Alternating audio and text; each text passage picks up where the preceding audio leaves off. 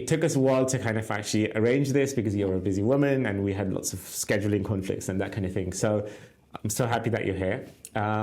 So tell us, we want to go straight in. Boy. You've recently started a Substack. I did. And it's basically called Unstoppable Female Founders. It is. Can you tell us more? Of course. First and foremost, thanks for having me and being patient with my ridiculous schedule at the moment. I appreciate it. So the newsletter I started about 6 weeks ago, and it's kind of a long time coming, I think. It really kind of started as a bit of research 2 years ago, and I had this crazy idea to build my own SaaS platform. I've been working to build and grow and scale other people's SaaS platforms, had this idea, that's what I was going to do. And when I started really getting into the research behind what it would take, ultimately, you always land on capital. So what's my fundraising journey going to look like? Who are the investors that I'm going to have conversations with? Who's going to be on my hit list? And the more and more I started diving into that, I started finding these shocking stats around what it was taking female founders to actually raise capital. I think it's something that is coming to light a lot more in probably the last 12 to 24 months. But it's something that a lot of people, I think, don't realize is that out of roughly 540 billion in venture capital deployed globally, less than 2% of that goes to female founders. It's absolutely shocking. And I couldn't get over that stat, and it just kept bowling over in my head constantly. And one of the other things too is that in an actual fundraising process, if you do land that pitch with a VC or an investor, is that the propensity for you as a female founder to be asked preventative questions is roughly 66%. Whereas male founders who are raising in the pitch process, 67% of the time get asked promotion questions. And for those who don't know what the difference is between the two, is that a preventative question is one that says, how will you not fuck this up, excuse my language, but how will you not lose absolutely everything, including our investment? Whereas a promotion question that male founders get asked, it's about how big can you take this? How big of a return can we see on our potential investment? So right within that, it's biased towards men, biased against women and favors men in that pitch process. And there's a fantastic TED Talk actually by Data Kans that really, I think, inspired me. And she's an organizational behaviorist at the London Business School. So she kind of really is in the weeds on sort of this type of thing. And it was really quite inspiring. And so that was, I think, the initial spark of like understanding what the problem was for female founders when it came to raising investment. And then secondarily is that all throughout this year, I've had the opportunity to actually host dinners for groups of female founders. And I sat at a lot of these tables, being the host, not being a female founder myself, but listening to their stories and hearing the whys behind why they started their business, understanding their passion for their business, but then also to understanding the heartbreak of the challenges and the biases that they were experiencing, being told that their business wasn't going to work. And again, the fundraising process and just how many women ultimately almost lost their businesses because they came so close to not getting that investment. And that was just a really huge talking point. And it, I think, really then instituted the fact that I wanted to do something to help move the needle on that lowly 2%.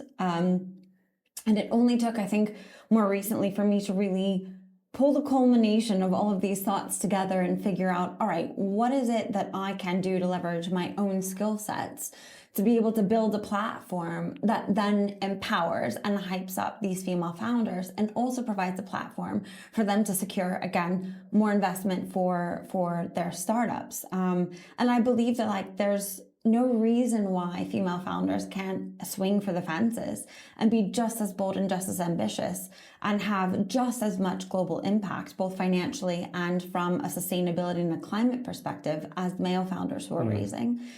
There's no difference, except for the fact that we innately, as women, we don't advocate enough for ourselves.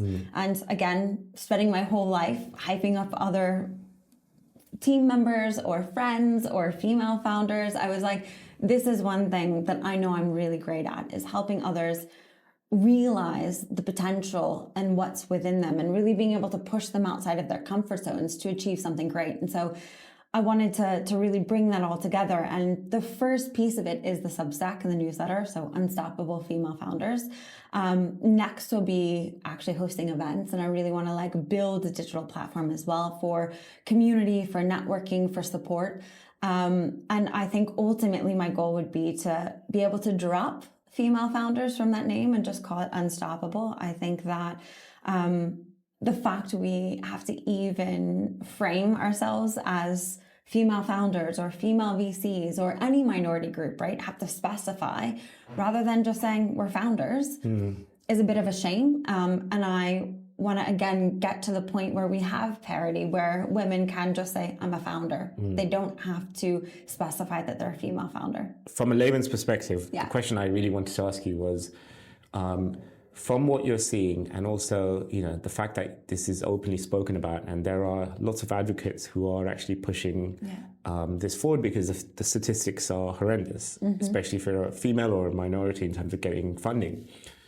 Do you feel optimistic about how things are going to be in the next 5-10 years? Or what's your kind of editorial or this kind of viewpoint?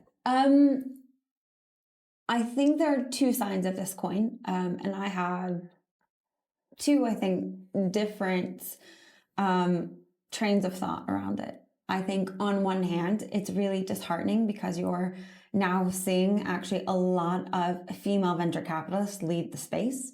There's roughly 16% of general partners at VC firms are women, and that is slowly decreasing year on year. There was a really fantastic article by Sifted just a few weeks ago, as a matter of fact, that explicitly delved into this particular problem.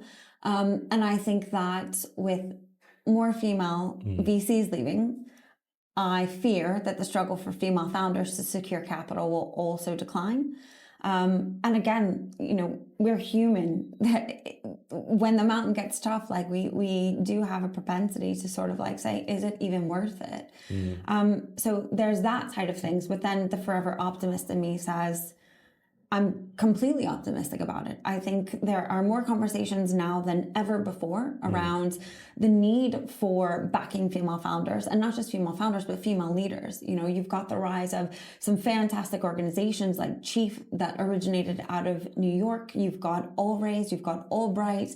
You've got a couple of organizations that are really doubling down on supporting and backing women, because it's not just great for those women in their communities, but it's great for us on a global capacity. I mean, the stats also don't lie. When women actually do secure funding, they 5x the return back on the investment for their investors. So that's why for me, it's just like, it's shocking that women aren't securing more investment, given the fact that statistically speaking, it makes so much more business sense for investors and in my opinion, I think the global economy at scale. So I think I'm a forever optimist, and I am very, very positive about, I think, the direction where things are going. Again, the groups that are there to support, you've got all of the advocates there. You've also got, I think, a large recognition, both from like the corporate worlds, who are now implementing initiatives within their DE&I space, but then also too simultaneously, you've got the entirety of, I think, the startup ecosystem, both from a founder perspective and an investor's perspective, who are really starting to champion the need and the requirement for female founders. Good. I think this almost deserves a podcast series in its own right, which you definitely should create. Well, thank you very much. I have may or may not been giving that a little bit of thought, so thank you for the encouragement. So you heard it here first, folks. Yes. And I will credit my entire podcast to Suds. Thank you. And Natalia over there. And Natalia, of course, for the help. Much appreciated. Who may not be around for much longer.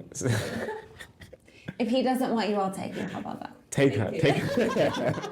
No, so essentially, you know, for those of you who may not be aware, Jen's actually from the home of capitalism, America. Yeah, that will be true.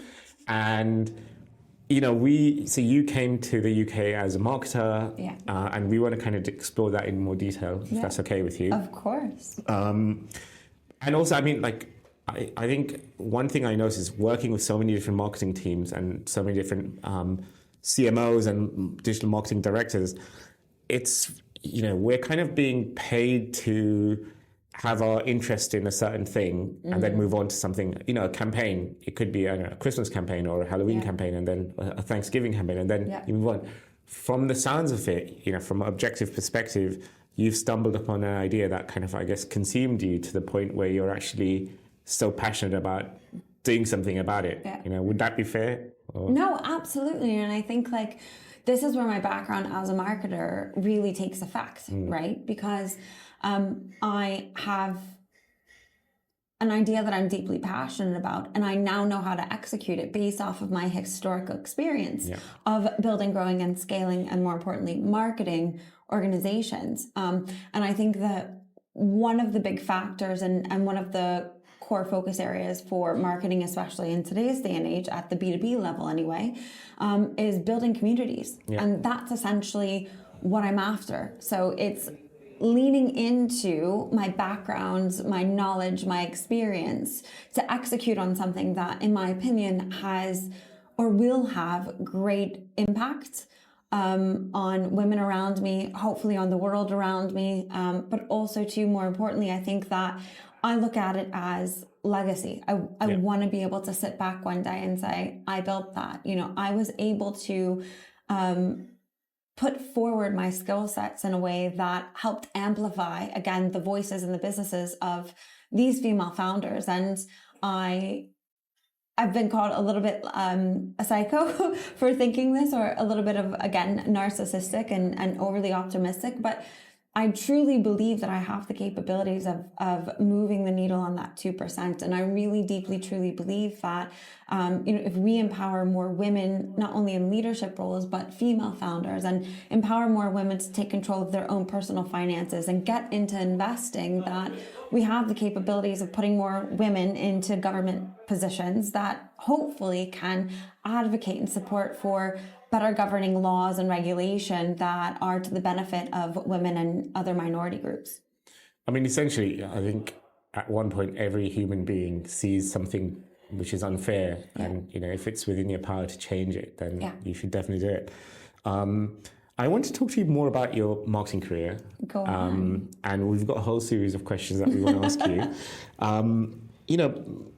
In terms of your career itself, you started off in the world of marketing.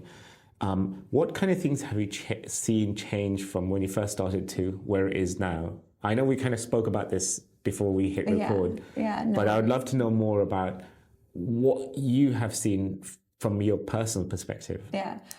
Well, first and foremost, you have to understand that I'm old and I have a very long career. Old now. Put this into perspective, an almost 20-year career. Yeah. So when I started out in marketing, again, nearly 2 decades ago, especially because I've always worked in the B2B space. So I've actually never really worked for a B2C organization, at least not a solely B2C organization.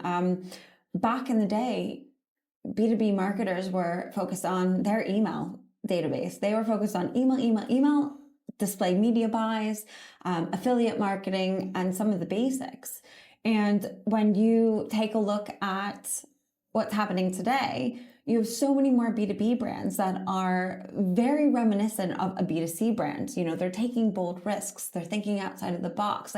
They're not afraid to have a personality when it comes to their marketing and their brand efforts. These are things that, you never saw before. Gone are the days of the tired corporate brand and their stale playbook, right?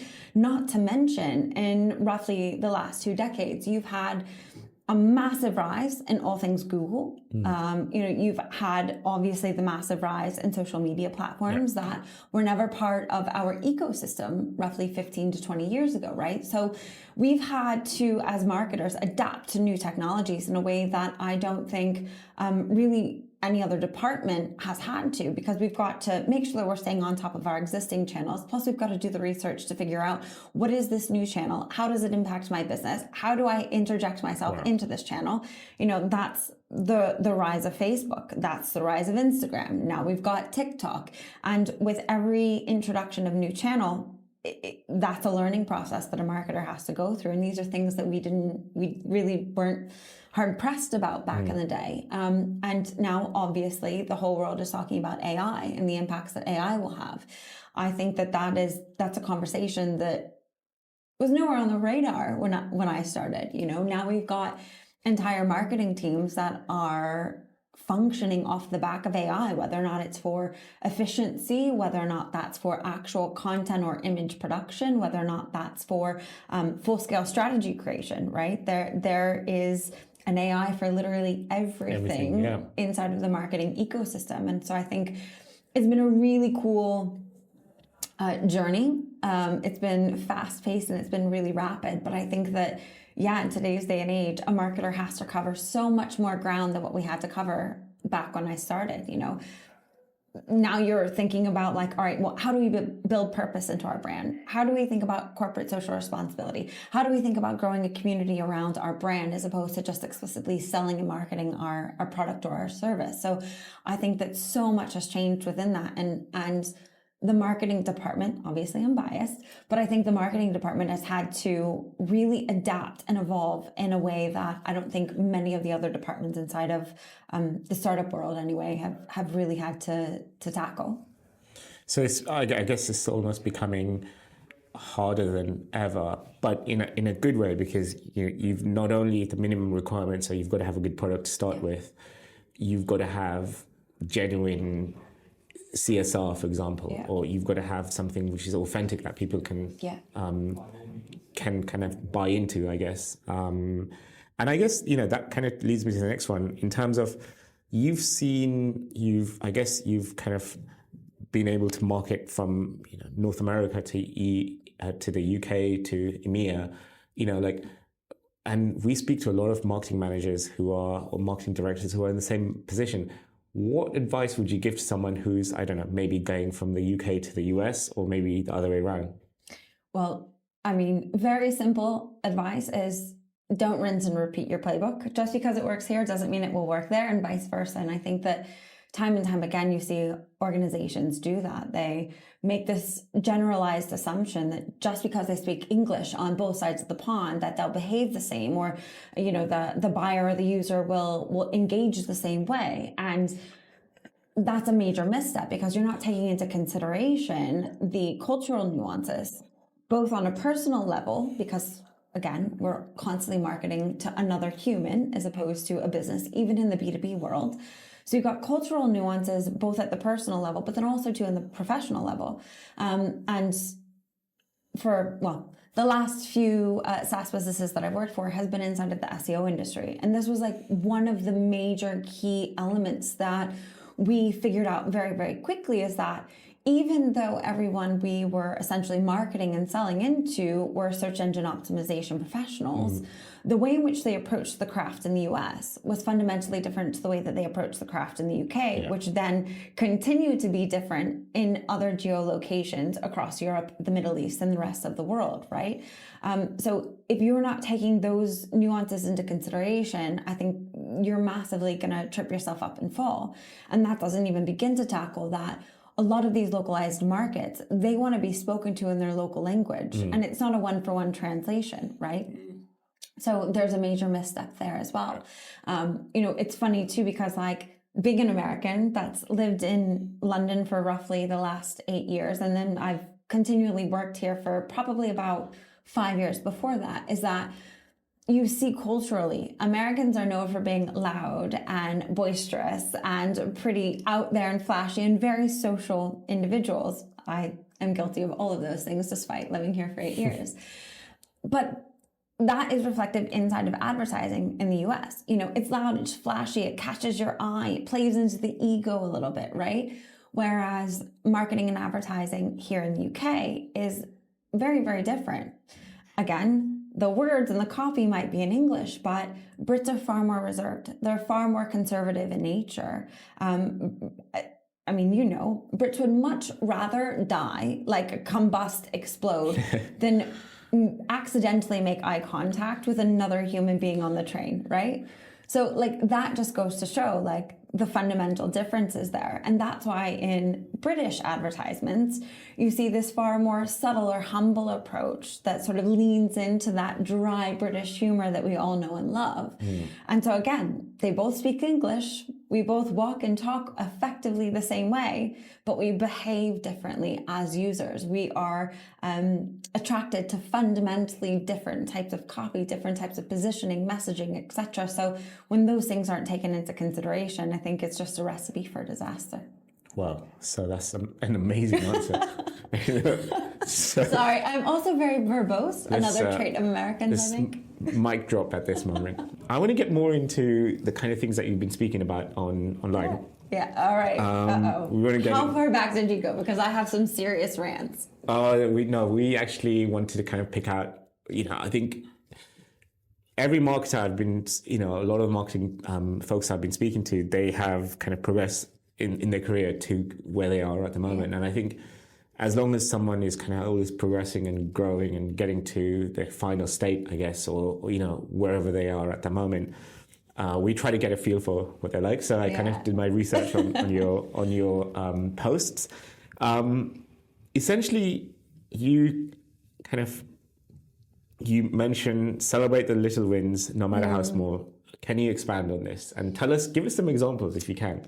Happily. So this one is one of my favorites. It's something that I have really been preaching my entire leadership career. So from the moment I was entrusted with teams of marketers, I believe that we fundamentally should always celebrate the small wins. Like no matter how small, celebrate the win for a number of different reasons.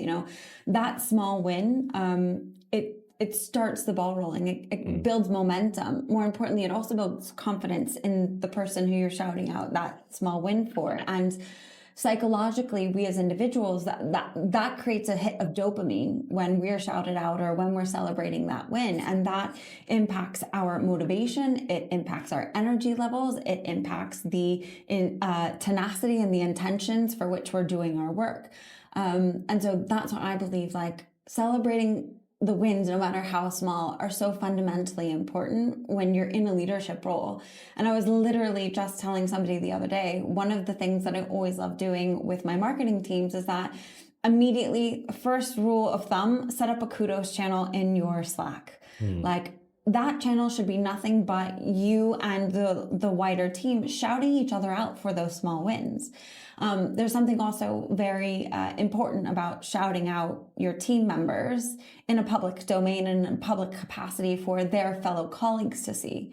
It actually helps support a very positive promotional culture and team building where each other has each other's back, and there's this supportive network and this entrust that builds inside of your organization when you as the leader are shouting out others, and then you get other team members to jump on board and shout out each other. It just massively strengthens those relationships between colleagues. And I'm a fundamental believer that it's people that drive organizational growth. Yeah. If you can be a strong leader that creates a fantastic culture that people are excited to come to work every day and give their best selves into that work every single day, that there's absolutely nothing that you can achieve.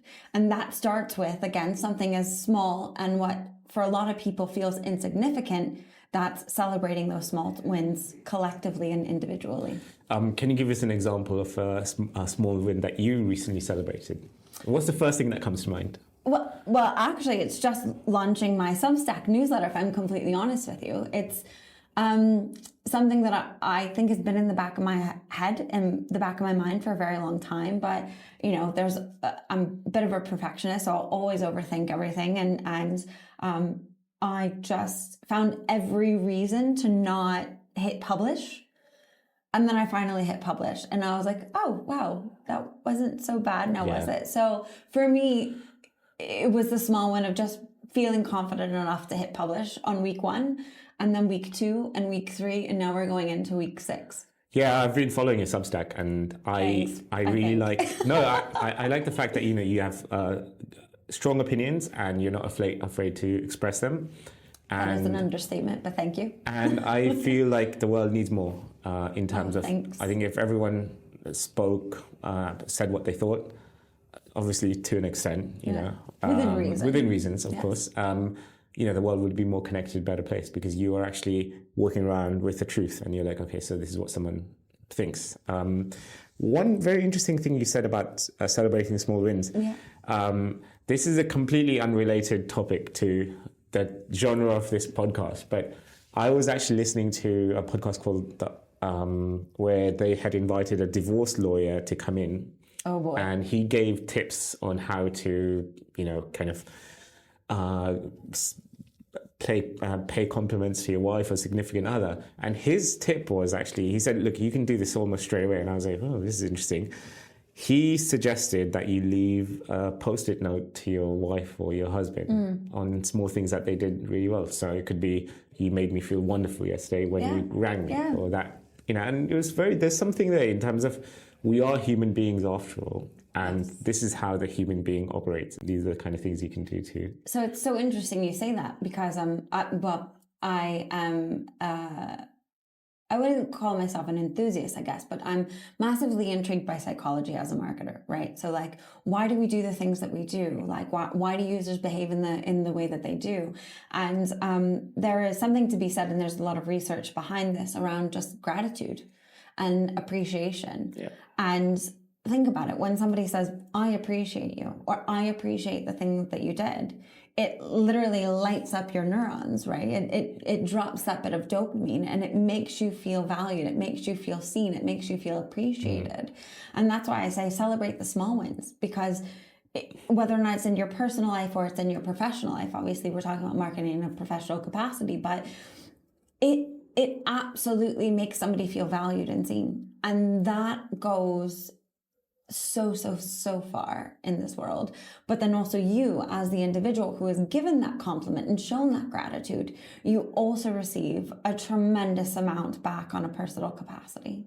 So whether you're in marketing or you're facing a very difficult time in your relationship, leave post-it notes, give thanks, say I appreciate you. Maybe you know, like if you're going through problems with your wife or girlfriend or boyfriend and husband, you should set up a WhatsApp channel just dedicated to giving each other compliments. You know, that could That's actually a great tip. Top tip. So we've now moved away from a marketing podcast, and we're moving into couples counseling. Couples counseling, exactly. All right, that's our next podcast series we're going to launch. High five there. Yes. I want to go, getting back to the script. Have I gone red here? Yes, you have.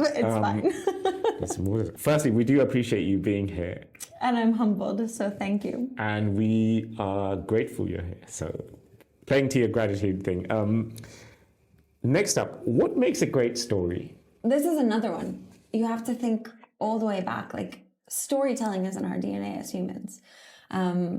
It's how we transferred knowledge. It's how we maintain traditions. We told stories from one generation to the next, right? I mean, the entire success of Walt Disney is predicated off of storytelling. We, as humans, are naturally drawn into a beautiful story being told, whether or not that's the human story, or that's a brand story, or that's, you know, a story of how things have come to be, you know, throughout history. Like, we're just naturally drawn into a great story. And I think, like, we as marketers are some of the best storytellers in this entire world. I actually follow a gentleman named Robbie Crabtree, and his entire business is actually built on helping founders and startups actually craft their story.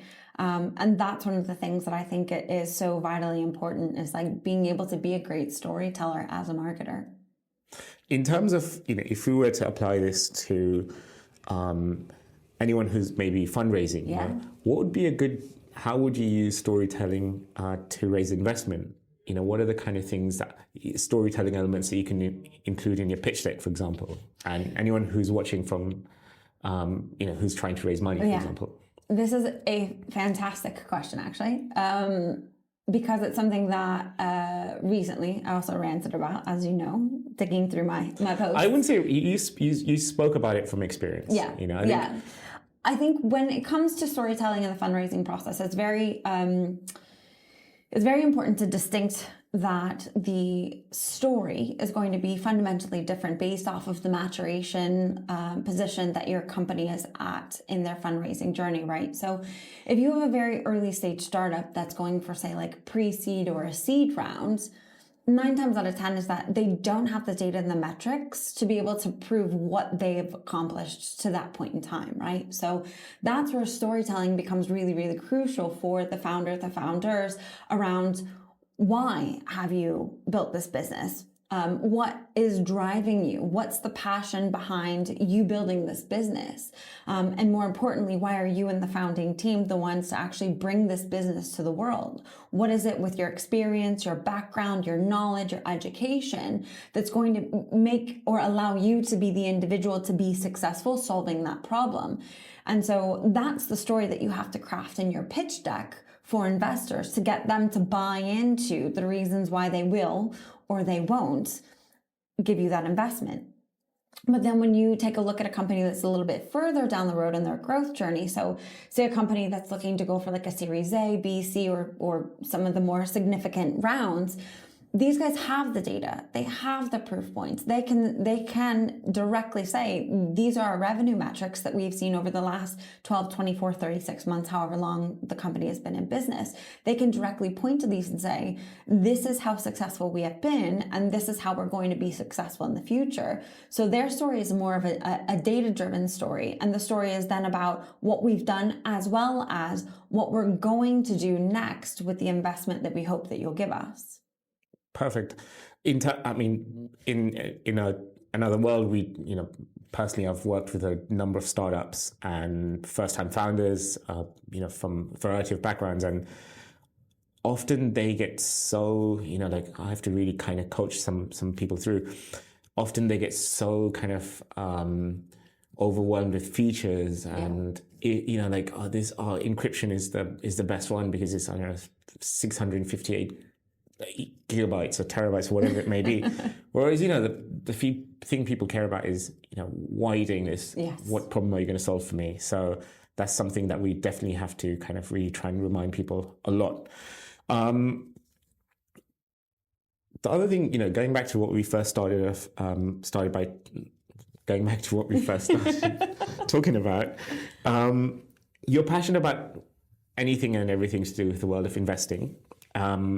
And you're also passionate about bringing to light the fact that women are underrepresented in this world, in both sides of the coin, I guess. I guess the question from my side is, why are women missing out by not investing? Oh boy. So this is a big one. And again, I guess I'll say, I'm passionate about it now because, again, as I started doing the research and really uncovering how grave the disparity is for gender equality within investments, it really just ate at me and kind of, for lack of better terminology, it enraged me, right? In doing the research, found out that roughly women in the UK alone, this isn't even a global stat, it's strictly just women in the UK, last year left roughly 600 billion pounds on the table by not actively investing. Oh, wow. That's a stat that came out of an Albright article that I read, and I was just gobsmacked. I was like, are you joking me? That is a sizable amount of money. And I think what a lot of people neglect to realize is that in today's day and age where, we are really striving for parity with male genders in a number of different areas, women were only given the right to open up a bank account in 1975. So that's not all that long ago. Before that, you had to have a male signatory in order to open a bank account. So finances, whether or not it's personal finances or the finance industry as a whole, has always been considered like a man's world, if it will, right? Finances have always been left to the man, especially when we're talking about gender roles in the home, right? Men always handled the finances, women always handled the children and the cooking and the cleaning and the typical household chores, if it were. And I think that in today's day and age, there's definitely a lot of fantastic resources that I've come across. So there's an organization called Female Invest. They're constantly creating great resources. Their entire business exists to educate women about the benefits of investing. But I think there's a number of things that really also go into it, such as, we naturally are risk adverse as women, far more so than men are. But I think the biggest thing is that there's just a lack of representation. And we know that representation matters in this world. If we can see it, we can believe that we can become it. And I think that that's a big thing. As I said earlier, only 16% of general partners at VC firms are women. So that isn't overly encouraging for other women to think, let me get into investment. I think now you've got a lot more women dipping their toes into angel investing when it comes to investing in businesses. But I think that that's, again, a massive gender disparity that we have. And I think we're at a pivotal point where we do have a lot more women recognizing, I want to take control of my finances. Like, I don't want to just rely on traditional norms and rely on the fact that maybe my husband might be taking care of our finances. Like, I really want to take control for myself, educate myself, and make sure that I'm in a position that I'm doing the most with the capital that I have at my disposal. Is there I guess the follow-up question to that would be something like, is this simply about like financial literacy or, kind of, or is it about recognizing biologically maybe we have certain predilections that we must fight? Well, I guess once you become aware of it, you're in a position to change it. No, it's exactly that. It is exactly that. It's both sides of the coin, right? It's financial literacy. I think we've all seen a changing of the tides around like what is taught in schools post lockdown and the pandemic, right? And understanding that a lot of life skills that we need as adults in today's environment are not taught in school. So financial literacy across the board, male, female, irrespective, right? But then also to your point as well, it's understanding that there are innate natural instincts that prevent women from being as bold and taking those risks. And again, we are naturally risk adverse just by the nature of being women. Now, you could go down the rabbit hole of why that is. Is that a nature versus nurture type of situation? How women or girls are raised versus boys. So that's a whole other podcast we could get into. But I think it's both sides of that coin, right? It's the need for more financial literacy, especially when it comes to, women investing, but then simultaneously as well, acknowledging and recognizing the things that are already against us naturally, just again, by our innate nature of being women. Wow. On that note, you should definitely be reading Jen's Substack, Unstoppable Female Founders. The links will be on the show notes below and everywhere we post this. I want to kind of get into more non-marketing and, more questions about you as a person. Gosh, this is when it gets scary. Actually, firstly, I should really have asked you, which part of the US are you from? Where did you grow up? Drum roll, because I know everyone is going to come out with commentary around this. I grew up in Florida. Okay. So yes, everyone can now Google. You're Google a Florida woman. Man. Florida woman, exactly. There was a thing on Reddit that I saw where you Google Florida man, woman, and your date of birth, Correct. And then it will tell you, Correct. So I mean, if there's some wild, insane, just ridiculousness that pops up in the news, 98% of the time, it happened in Florida. Wow. I mean, growing up in Florida, did you see many of these crazy things happen with your own eyes? I think you just aren't aware of it when you're in it. You know what I mean? Sadly to say, that's just your normal. It's only when you remove yourself from the situation that you're like, holy wow, that is a bit crazy. You're like, that's not normal. Does it ever get to a point where, you've lived here for 8 years now, to the point where there's a Florida man story or woman story that comes up and you're like, oh yeah, that doesn't surprise me. On a regular basis. I've got a few friends that no longer live in Florida as well. And so we trade back and forth wild Florida stories. And whenever you read them, you just think to yourself, of course it's Florida. Of course. That makes sense. Yeah. We probably will be sending you screenshots of Florida news that we see, so go for it. Apologies in advance. I love it because it's great humor and entertainment. It is, and the thing is, it's become a phenomenon in its 100%, own yeah. kind of right, and it's become a meme. So it's put Florida in the map more so than Disneyland, I guess. This is the world of Disney. Did you ever go to Disneyland? Oh yeah, like growing up, we had season passes, so annual season passes. So Disney was all the rage. 3 must-read books. Okay, so I'm a voracious reader. Like when I say I read a lot, I daily spend time reading. I love reading, but I'm a hard reader. I don't do Kindles or any of that. So for me, this is a really hard question. I think ones that pop into my mind, one that all the marketers will probably know and love is Start With Why. Start With A, yeah. Simon Sinek. I mean, anything that man writes, I just absolutely absorb. Another really, really memorable book that was recommended to me a few years ago that I had no idea what it was about, considering the name. The title of the book is Let My People Go Surfing. Oh, wow. It is by the founder of Patagonia, Ivan Coulthard. My apologies, I probably just butchered his surname.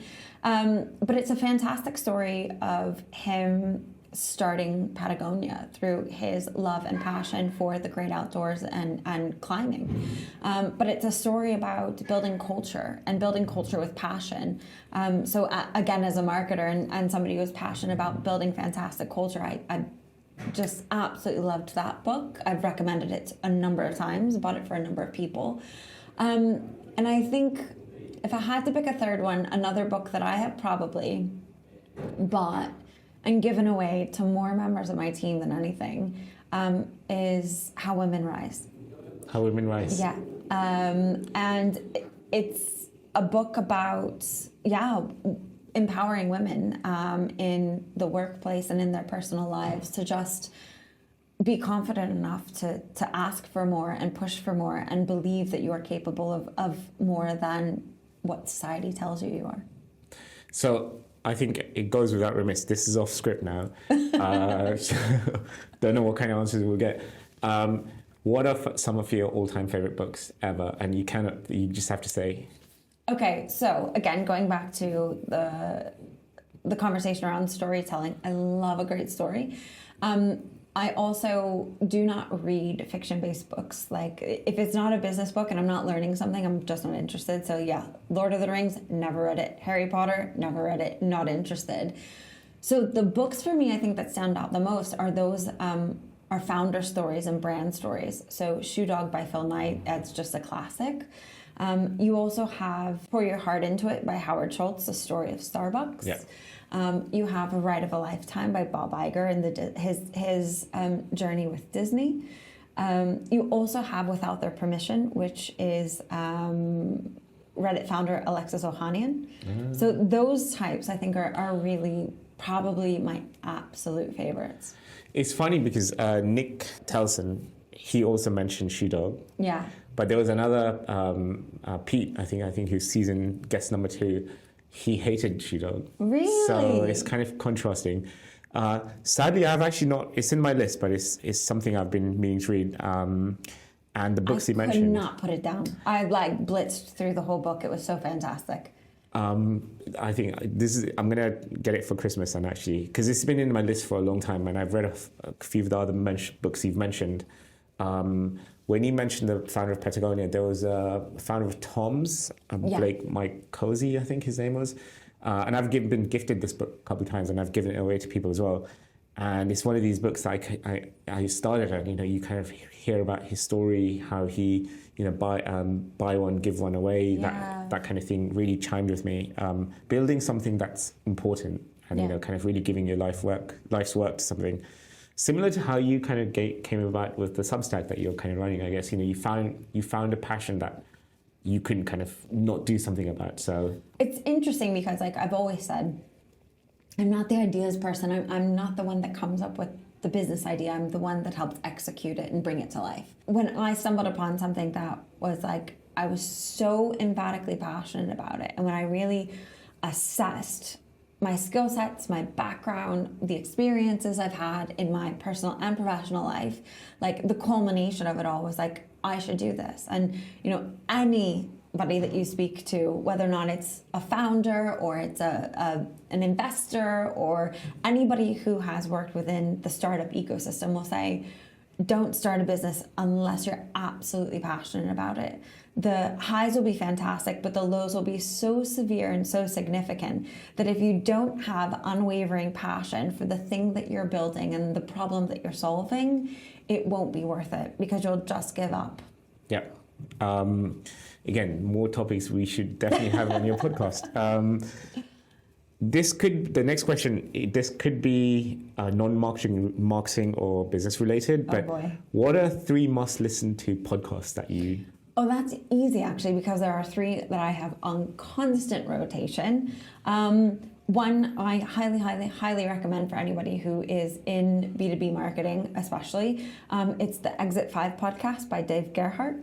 I recommend both his podcasts, but then also too, he has like a B2B marketing community as well that you can subscribe to. And I think he's got just over about 3,000 B2B marketers inside of this community, and that he interviews on his podcast. And it is just a complete education and crash course into all things B2B marketing. Like, I, again, walk my dog every single morning listening to a different podcast, and his always gets, the creative juices flowing for the day.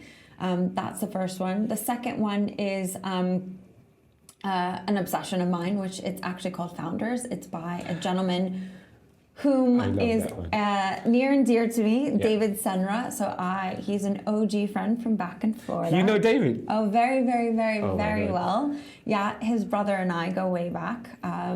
And so I'm hyper obsessed with his podcast. I mean, he just really deep dives into the lives and the careers of so many insanely successful individuals. Again, rest in peace, Charlie Munger. He's done quite a number of pieces on Charlie Munger. I actually just put up a post about it today. But yeah, David's just research and knowledge on the topic of these founders and who he actually brings to life in his podcast. I'm just thoroughly obsessed. And then the third one is going to be a little bit controversial, because I think people either love him or hate him and his podcast, but what's undeniable is just what he's been able to build and the caliber of guests. So it's A Diary of a CEO by Stephen Bartlett. Yeah. Again, like, I massively love just like reading and learning about like psychology and health, wellness, nutrition, all of this. And I find a large majority of the guests that he has on there kind of fall within that landscape. And so again, that's just like a complete education every single morning that I take on that podcast. And, I know a lot of people don't love an hour to 2 hour podcast, but I spend the time walking my dog listening to a podcast. And like I said, it just stimulates my brain and it really gets my creative juices flowing. It gets my brain thinking and it sets me up for a great day ahead. Well, one thing is I actually literally just discovered Founders podcast. Oh. And I think I've consumed, just like inhaled, so as many episodes as I can.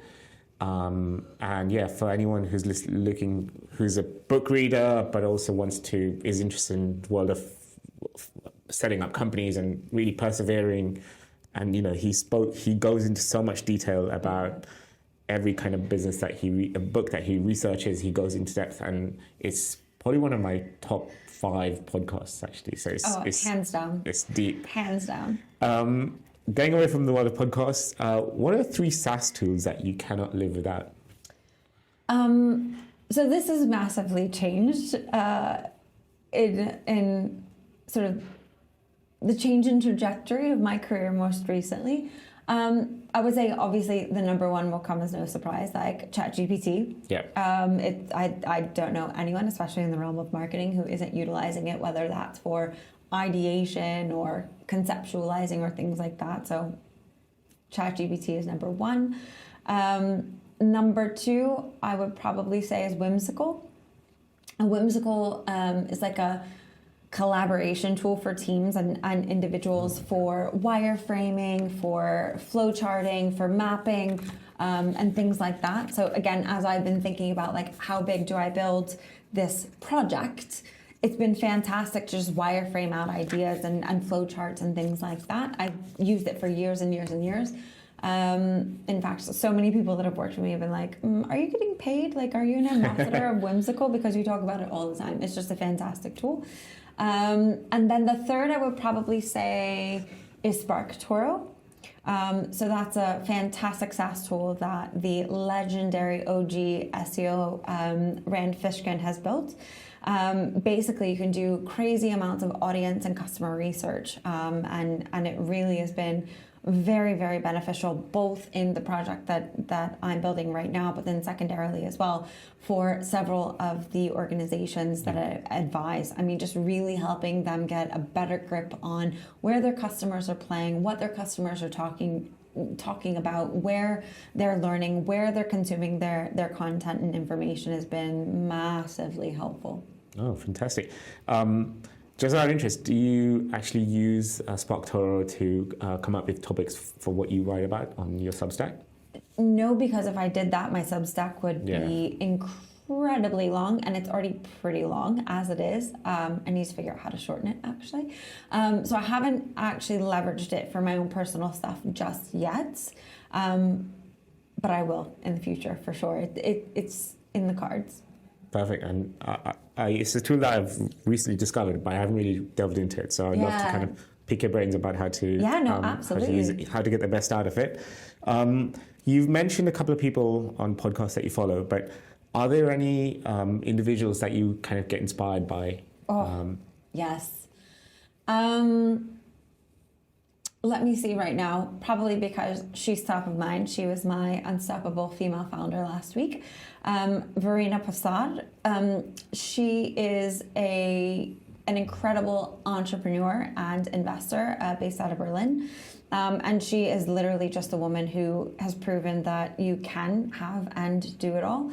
So I've been really fascinated and really enamored and inspired by so many of the things that she's been doing with advocating for children's education and making education accessible to every single child. She's so many fantastic initiatives around that. She's a really big advocate on the social political stage inside of Berlin for advancing the entire startup ecosystem for the German market and being able to economically push the country forward. So again, like, she's just got her hands in all of these different pies, and I just really, really admire her. Dave Gerhardt, I massively follow, not only again because of his podcast, but just he's absolutely on it. He's a brilliant CMO. He has been there and done it when it comes to building, scaling, and exiting startups. So from a marketing side of things, like, I really enjoy following Dave. Somebody else that I have had for many of years now, a little bit of a girl crush on.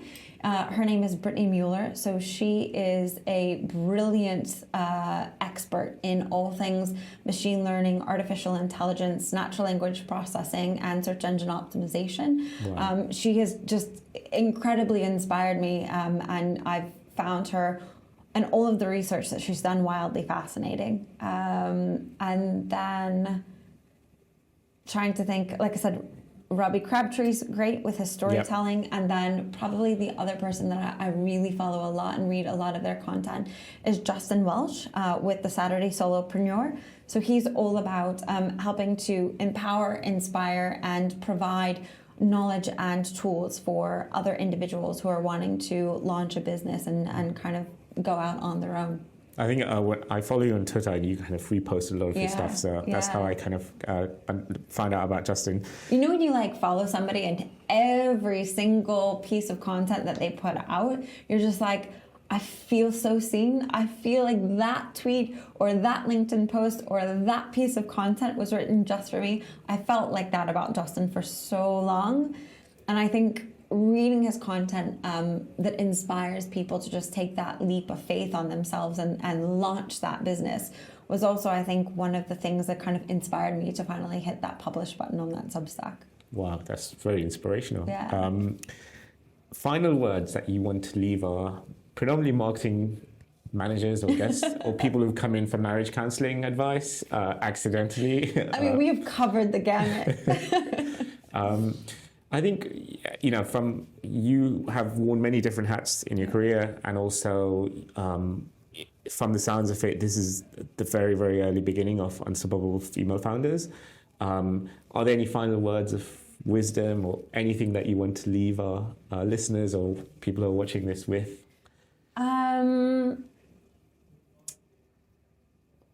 I think the biggest thing is that, we live in a day and age where anything and everything is possible. And so I think final words would be just fuck it, swing for the fences, go big, go bold. Like, nothing is out of reach, nothing is too big or ambitious. The mountain might be high and it might be tough to climb, but the reward will really, really be worth it on the other side. Perfect. On that note, thank you so much for being our guest. Thank you for having me. And we will see you at the next one.